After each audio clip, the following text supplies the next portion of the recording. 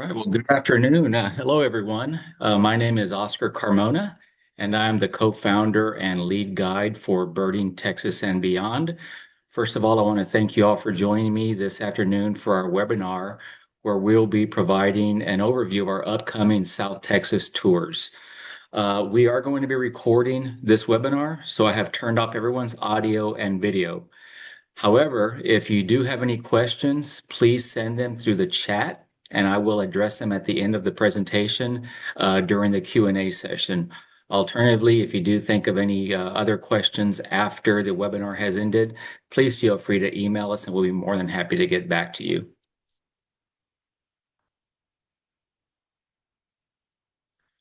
All right, so this is what we're going to be covering this afternoon. First of all, as I did mention, my name is Oscar Carmona. I am the co-founder and lead guide for Birding Texas and Beyond. Also, I'll be sharing our details on our upcoming South Texas birding tours with a look at both the locations we were going to be visiting, along with a sampling of some of the bird species that we may see. We will also take a look at what is included in our tour packages and what to expect. And then finally, we'll end the afternoon with a Q&A session. Right, so a little bit about Birding Texas and Beyond. So we did officially launch this year. After several years, basically decades of leading private tours, I decided it was time to expand our bird guiding services to include all-inclusive tour options throughout Texas, as well as other destinations in the U.S. and soon to come Mexico.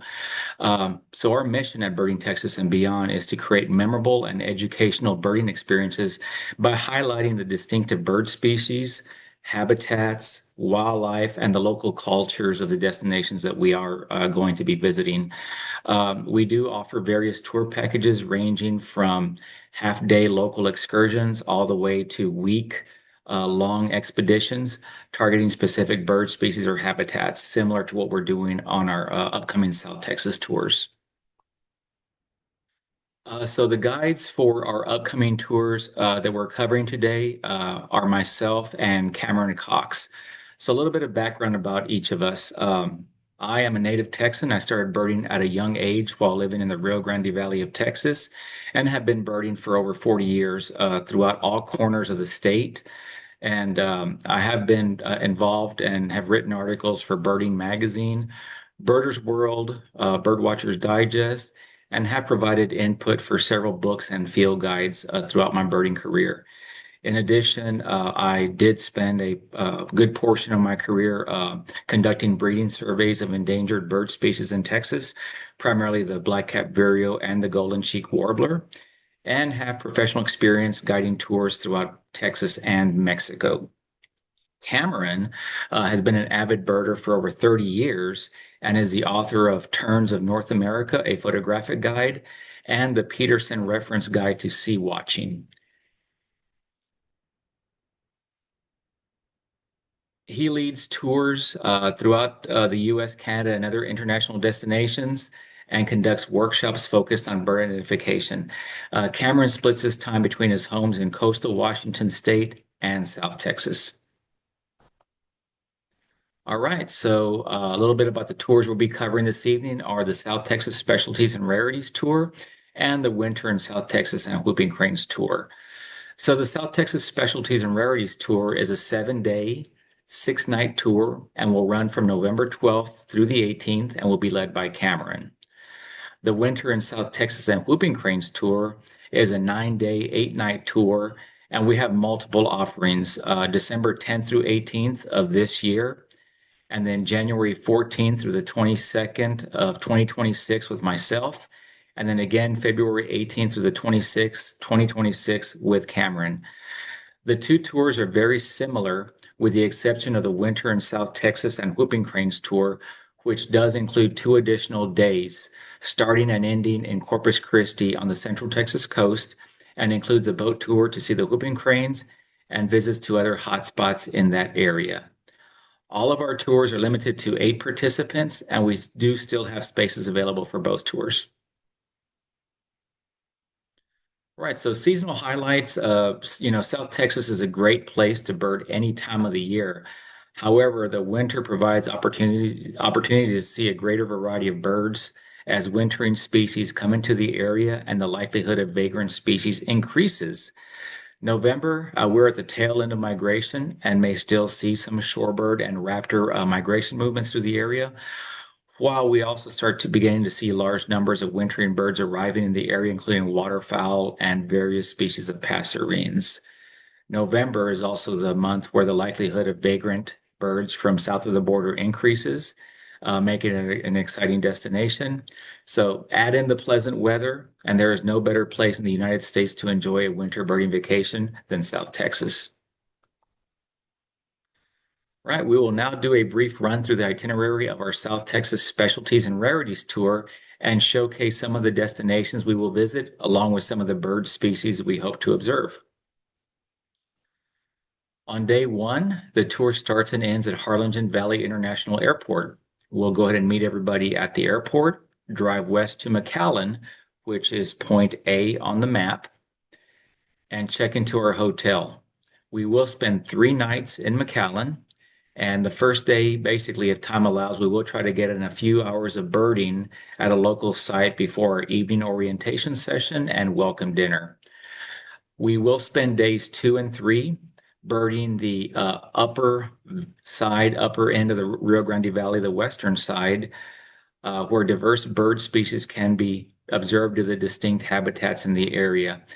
In that region, we will visit Falcon State Park, which is point B on the map, Zapata, which is point C, and then Solinano Wildlife Preserve, Santa Margarita Ranch, and Frontone, all which are kind of like in the same general area around point D. On the afternoon of day 3, we'll head slightly east into the upper western portion of the Mid-Valley and end the day at Benson State Park, which is point E on the map. All right, we will now take a look at some of the specialties and other species found in the upper Rio Grande Valley, the region that we just covered. The first one being the Audubon's oriole. And I'm just going to kind of give you all some fun facts about each of the species that we're going to be highlighting here. Unlike other orioles, the Audubons, the male and female, look exactly alike with their yellow body, green back, and black head. These birds are usually difficult to see as a frequent dense underbrush, but they are fairly easy to see at the feeding stations in Solinano. It has a very unique song of slow and varied whistles, kind of like somebody, almost like a person whistling. So once you hear that, you do know that there's an Audubon's oriole in the area. Next up is a brown jay. It's a very large and loud species with a very restricted range in the United States. In fact, it was first documented in the US in the early 1970s for the first time. And currently, the only place it is being seen is at Santa Margarita Ranch on a private tour. They were more regular in the region up until the early 2000s and had been seen at Solinano, Frontone, and some other areas on the river. And then they vanished in the early 2000s from the area and were not seen again until about 2022 or 2023. One interesting thing about the immatures of this species, the immatures have yellow bills and yellow eye rings, so it kind of makes it a very striking appearance bird, as opposed to the adults, which are just all brown altogether. Another little nondescript bird that's very sought after is a Morelet seed eater. It's a little shy finch-like bird with a range limited to areas along the Rio Grande River. It's mostly found in river cane and grassy fields. The bird pictured here is a female, but the males are black and white birds with a black breastband and white wing bars. Here we have the ring kingfisher. It's the largest of the kingfishers found in the United States and can be found either perched quietly on a tree overlooking the river or loudly making its presence known as it flies by. You can usually hear these birds from a long way away because they are very loud. It's almost the size of a crow. And in fact, the first nesting of this species in the US was documented as recently as 1970. So You can kind of tell there has been a lot of range expansion on some of these species and has not been that far past that they were found in the US. Now, a couple of other birds that we may see, including the coveys of scale quail. They can be encountered scurrying through the arid habitats of the area. They are often called cotton tops because of the white crest, or blue quail because of the bluish gray breast and back. And typically, those are names that hunters give the birds, but very beautiful bird species that we encounter along with the bobwhite in the area. All right, the Pyrrhuloxia is a bird that a lot of people often refer to as a desert cardinal, but it does frequent the arid habitats of the area. Their song is very similar to that of the northern cardinal, and we often see both birds within the same habitat. So it's always great to be able to compare them side to side. During the winter months, Pyrrhuloxias may form foraging flocks consisting of, 20 to 30 birds in a group. So that's a very interesting fact and very neat to see. The handsome black-throated sparrow is always a delight to see. It's basically a gray-brown bird overall with distinctive black and white face pattern, dark tail with white corners, and of course the black bib. And we often hear them first by listening to their distinctive tinkling song before actually seeing them. So they kind of make their presence known by their song. All right, lastly, the green kingfisher can be found perched on branches just above the water surface and is often located with its call, which sounds like two stones being tapped together. Um, this is the smallest of the three kingfishers found in the US. And in fact, we can see all three kingfisher species on our tours as the belted kingfisher is a winter resident in the area. So there is no better place in the US to see all three kingfishers in the Rio Grande Valley. Right. The remainder of the tour, starting day 4, will be based out of Harlingen for nights 4 through 6. On day 4, we focus our efforts in the Mid Valley region, which roughly stretches from Harlingen west to the McAllen area. We will visit Anza County Park, Santa Ana National Wildlife Refuge, and Estero Llano Grande State Park, which all of them are all roughly located around Point F on the map. All right, now we'll take a look at some of the specialty birds found in the mid Rio Grande Valley. The Altamira oriole, pictured here, is a large oriole with a flame orange body, black bib, and black back with white wing bars. These birds are master nest builders, and they build large hanging nests of Spanish moss that can reach on average 2 feet long. This oriole has the most limited range of all the orioles found in the Rio Grande Valley. And in fact, this bird was first found in the US in 1939. If there's any bird that's a symbol of the tropical species found in the Rio Grande Valley, it's likely the green jay. Brightly colored birds, they are loud and they can be seen with ease at some of the locations where feeders are set up. Like other corvids, they can often mimic other bird calls and have been known to utilize tools to forage for food.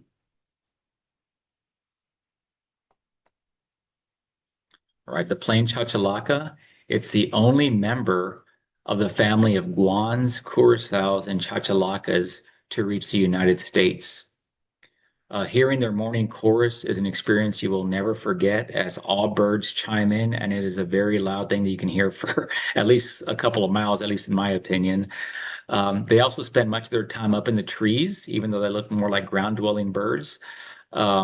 But they often do visit feeding stations where they go in as a group and they basically clean the place out. They take over all the food, and of course, being as big as they are, I think they've earned it. The gray hawk is a handsome raptor species rarely found in the Mid-Valley. Just by the appearance and its exhibitor-like appearance and range, this species was once referred to as a Mexican goshawk. In addition to the gray hawk, other sought-after species of raptor we may see is a zone-tail hawk which does can be found during winter in various parts of the Rio Grande Valley, often mimicking the turkey vultures up in the sky. The buff-bellied hummingbird is found at feeders and flowering plants throughout the Mid-Valley, and it's distinctive in its plumage, which is unlike any other hummingbirds in the U.S. because it does lack red plumage, but with its warm belly and green iridescent throat, it is different. It's more symbolic of some of the tropical hummingbird species you find in Central America and Northern South America. Although this bird is considered a tropical species, they do tend to migrate northward in the fall months up towards the upper Texas coast and Louisiana to spend the winter. So it kind of leaves a lot of people baffled about that seasonal movement north, while other birds tend to migrate south for the winter. These guys move up a little bit north inside the state to Louisiana. The common parake is a bird that can be found roosting by day in the leaf litter, where it blends in. At night, it becomes active, calling frequently while hunting for insects, and can be seen sitting on rural roads or forest openings. It is a member of the nightjar family, which includes nighthawks, whippoorwills, chuckwills, widows, etc. They also have a very distinct call that we will hope to hear if we are out in the evening at one of our birding locations. The olive sparrow is common in thickets throughout the area, and its presence is often announced by its song, which kind of sounds like a ping pong ball, um, on a table, where it starts off kind of slow and kind of speeds up to the very end. Um, and that song is predominantly a very vocal in the spring and summer. The bird has traits of both a towhee and a sparrow, and forages much like a towhee, using its feet to scratch for food in the leaf litter. The long-bill thrasher is very similar to the brown thrasher of the eastern U.S., but has a grayer face, brighter orange eye, and a larger curved bill. The bird can be found skulking in the underbrush, tossing around leaf litter as it forages. Another thrasher species that regularly occurring in the valley is a curve-bill thrasher, which we also have a very great chance of seeing. The hook-billed kite can often be an elusive species to find. This bird feeds almost entirely on tree snails, and we often see them soaring over the thorn scrub in the late morning and afternoon.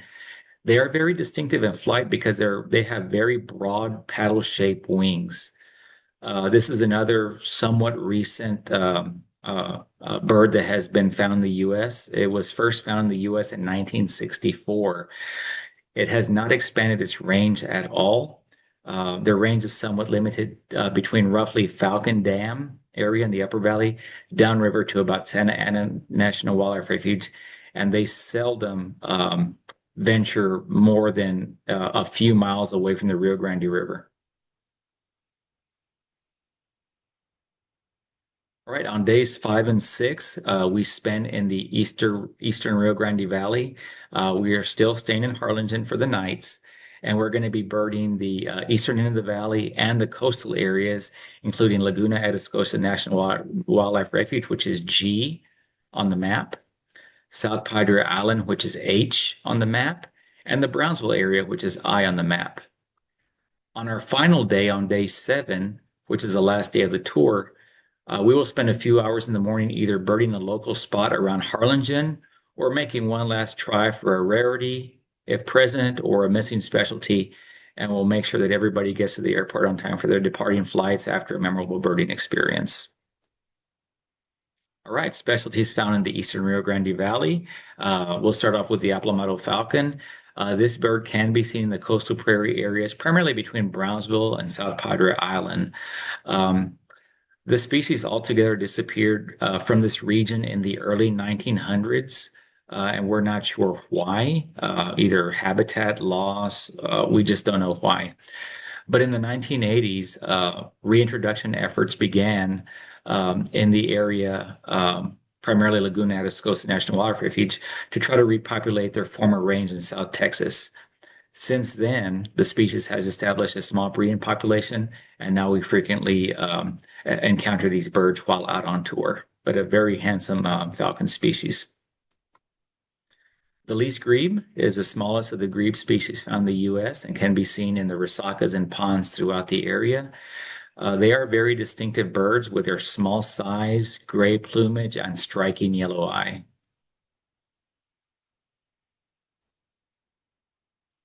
All right, something tropical here. The green parakeets that can be found in many areas around Brownsville, specifically neighborhoods with tropical vegetation. Um, these birds can be encountered along with other species of Amazon parrots. So there is a lot of discussion about whether these birds are escaped birds from captivity or if they are naturally occurring groups from northeastern Mexico. I think there's a combination of both, just because there has been a lot of habitat lost in northeastern Mexico. And it has kind of coincided with increased numbers of these green parakeets showing up in the Rio Grande Valley. In fact, there is literature going back to the early 1900s where green parakeets were being seen way back in the day. So I think there is quite a good case for many of these birds being naturally occurring. Same thing for the red-crowned Amazon parrot. It's the most numerous Amazon species in the area. It can be found in flocks of several hundred birds in the winter, and we often find other Amazon species such as yellow-headed, red-lored, and white-fronted within these flocks of birds. Once again, they may be a mix of escaped birds and naturally occurring groups from northeastern Mexico. The whitetail hawk is a beautiful raptor species, which we primarily find in the coastal prairie areas and brushlands in the region. One really neat fact about this bird is that they're known to converge in large numbers at brush fires, where they kind of take advantage of the small mammals and rodents that are fleeing the fire.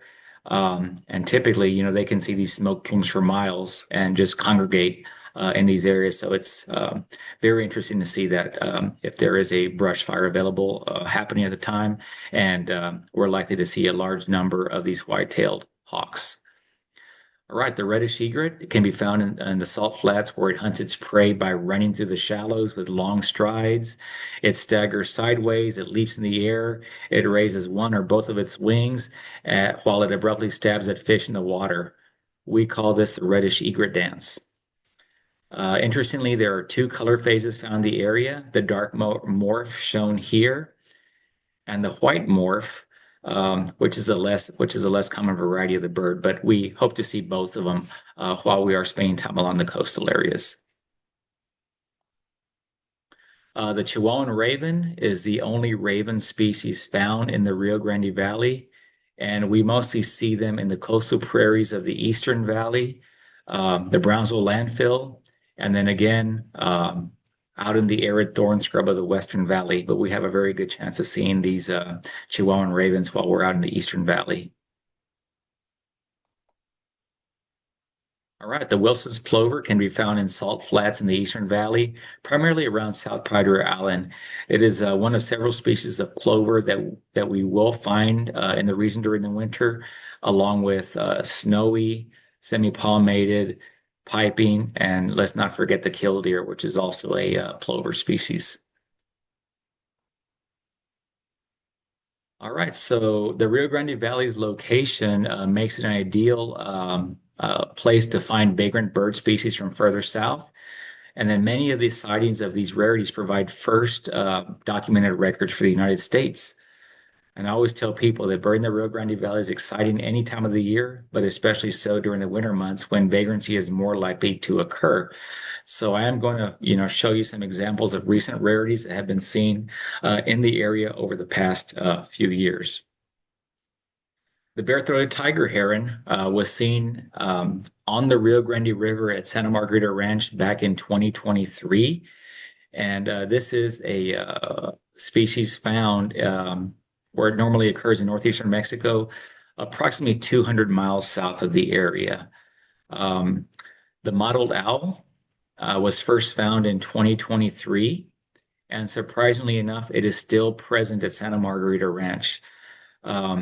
This is one species has always thought that would be seen in the U.S. because it's found regularly about 80 miles south of the border in the Sierra Picacho mountain range, which If you're at Santa Margarita Ranch or in the Falcon Dam area on a nice, cool, crisp, clear morning in winter, you can see that mountain range off in the distance, and that's where those birds are regularly occurring. So um, it's finally happened.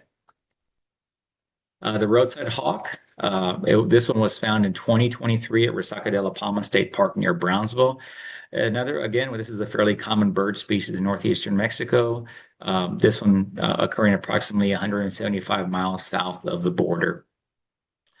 The Rosewood Becard, it's not as high up on the rarity status as the other ones I'm showing here. It is a rare low density resident along the Rio Grande River, but it's always a welcome sighting. Um, they're very cyclical in nature, where many years may go by when we do not see one.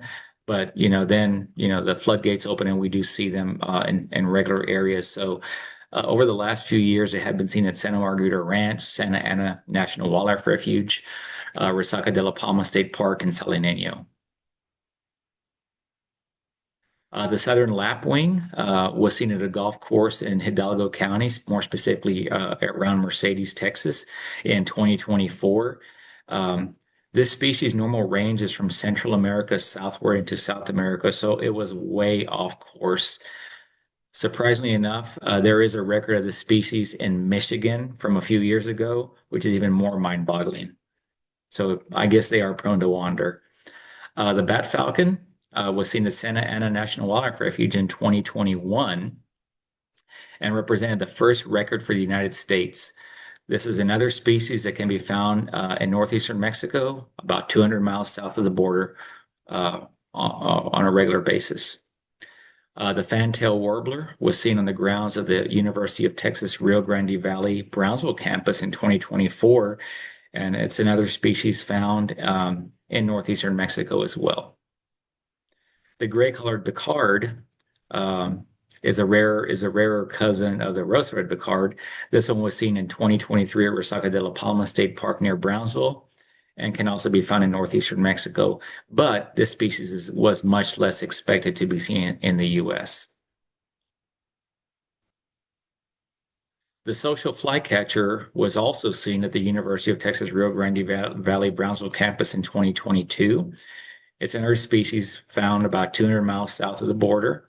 It is very similar in appearance to a great kiskadee, but kind of like a smaller version of it, and has different vocalizations. So I'm thinking that if somebody has possibly seen one of these birds without experience with it or did not hear it calling, may have passed it off as a kiskadee. So we'll see about that. The crimson-colored grosbeak is a rare visitor to Texas from Mexico and is seen every few years, primarily in the winter. The most recent sighting was from Quinta Mazatlan in McAllen earlier this year. All right, the flame-colored tanager is a bird typically found in the high mountains of Mexico, most often being found in the U.S. on very rare occasions in the mountains of Big Bend National Park, as well as southeastern Arizona.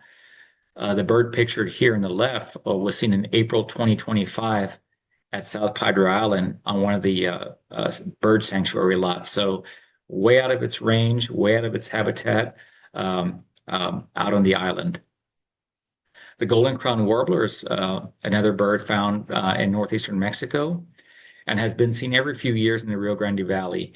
The one pictured here was seen in 2022 at the Valley Nature Center in Weslaco, Texas. All right, well, that's it for the rarities. Now I'm going to talk about our winter in South Texas Whooping Crane tour. Is the second tour we're highlighting this evening. This tour is 9 days and 8 nights and starts and ends in Corpus Christi, Texas. We spend the first 2 nights in the Rockport Fulton area, which is A on the map. The first 2 days of the tour are spent birding the Central Texas coast, including a boat tour through the salt marshes of Aransas National Wildlife Refuge to see the whooping cranes, and a visit to the Leona Bell Turnbull Birding Center in Port Aransas to see a variety of wintering water birds in that area. And days 3 to 8 of the tour are very similar to the South Texas Specialties and Rarities tour. We drive south through the King Ranch, en route to Harlingen. The only difference, unlike the South Texas Specialties and Rarities tour, we start this tour in the Eastern Valley and then actually work our way up to the Upper Valley. So we're basically kind of, reversing those two tours. Day 9, the last day of the tour, is spent driving and birding on our way back to Corpus Christi from the Upper Valley. As we kind of drive through the South Texas brushlands, we always have a great opportunity to stop and see a wide variety of sparrows as well as raptors through that particular area. Birds that we will see and highlight on our Central Texas coast portion of this tour. Obviously, the whooping crane, it's the main target bird for the first leg of the tour. These birds were nearly extinct in 1941 with only 21 birds in existence. Now the birds number around 600 and can be considered a conservation success story. And we all basically consider the designation of Aransas National Wildlife Refuge is the main contributing factor to this bird survival. Right, the roseate spoonbill is a common sight along the Texas coast and is the only spoonbill species found in the Americas. The 5 other spoonbill species are found in Asia, Africa, Europe, and Australia. And just like humans, the older the spoonbill gets, the more it balls. Mottled ducks are primarily found along the Gulf Coast and freshwater wetlands and is the only dabbling duck specialized for nesting in southern marshes.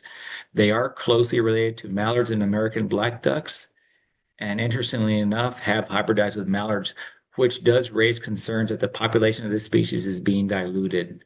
But we do have very good chances of seeing pure mottled ducks on these tours. The crested caracara is a familiar sight whether we're in the brush country or on the coastal prairies. These birds can often be found scavenging with vultures or hunting for prey on their own. Despite their appearance, these birds are actually members of the falcon family and are often referred to as the Mexican eagle. The redhead is a common sight in winter in the bays of the Central Texas coast, and about 75% of the population of these birds in North America winter along the Texas coast between the Rockport area down to the lower Texas coast and South Padre Island, where we may see rafts of several hundred of these birds out in the coastal bays. Very handsome duck species.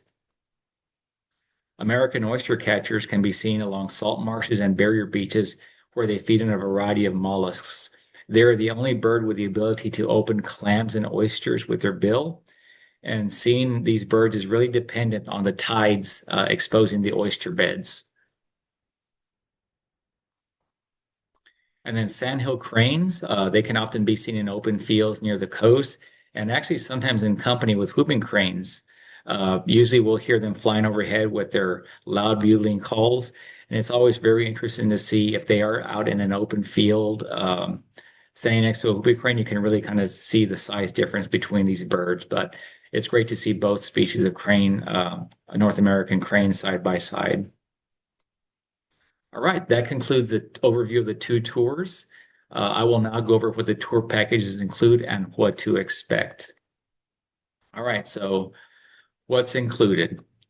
All of our tour packages include expert guide services, entrance fees to all parks and preserves, local ground transportation, accommodations and lodging. We do offer small group sizes with a maximum of 8 participants per tour with 1 leader. Our packages include all meals from dinner on day 1 to breakfast on the last day of the tour, as well as daily refreshments, water and snacks while we're out birding. And then also we provide you pre-tour information package with trip planning resources. What to expect on our tours. On these tours, we expect to see at least 150 plus species potential. There are moderate daily walks, I would say anywhere between 2 to 3 or possibly even 4 miles of walking on trails, boardwalks, beaches, and of course along the side of the road as we stop to pull over to see some interesting bird species. Depending on the weather, we can think about walking on uneven, soggy terrain or even in the rain as possible. We do like to spend the majority of the day out in the field. So our daily field time is 7 to 10 hours. We want to make sure that we see as many bird species as possible. We do have moderate drives to hotspot locations. The only, I think, lengthy drive would be on the Winter in South Texas and Whooping Cranes tour, where we do drive from the Corpus Christi area down to Harlingen. That's about a two-hour drive each way. We can expect to have early morning starts, morning birding, a lunch break, whether it be a stop at a restaurant or a picnic lunch out in the field. And then we will resume birding up until about 5 o'clock, where we'll take a break after that, followed by dinner at a local restaurant. I will now answer any questions that were submitted via the chat or via the registrations form. So if you have any questions, please submit them now. If you do think of anything after the webinar, please feel free to email us and we will get back to you. So let me go ahead and check the chat and see if we do have any questions.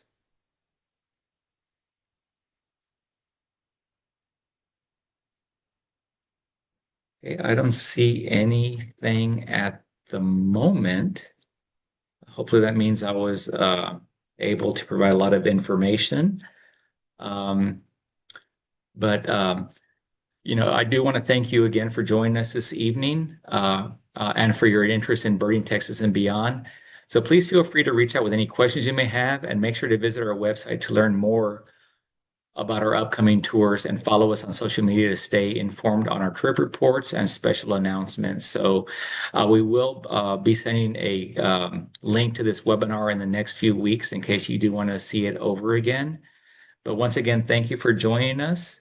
Have a great evening, and we look forward to you joining us in your next birding adventure.